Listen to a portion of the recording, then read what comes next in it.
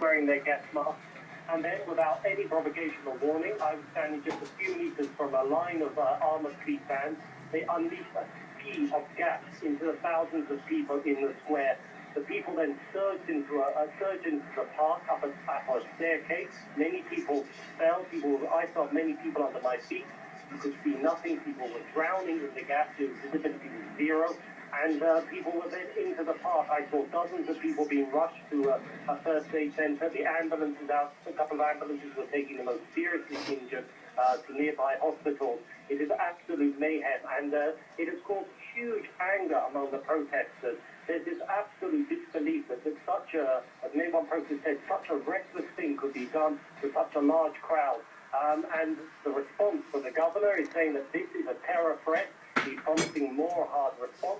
But the people of Istanbul are reacting too. As I was on my way back to the office here, I passed thousands of people marching towards the square chanting, this is a fascist state, resign the Prime Minister. And when you talk about the Prime Minister, Mr. Erdogan, one moment he looks as though he might be ready to compromise. That was yesterday. The next, though, he's back on his hardline approach. What should we make of this apparent indecision?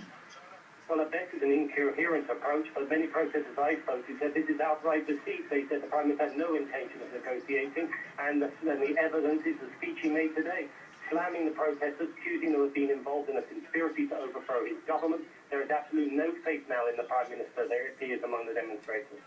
Dorian Jones, thanks very much for keeping us up to date on developments there. Taksim Square, Istanbul. Moving on to other news now, and a suicide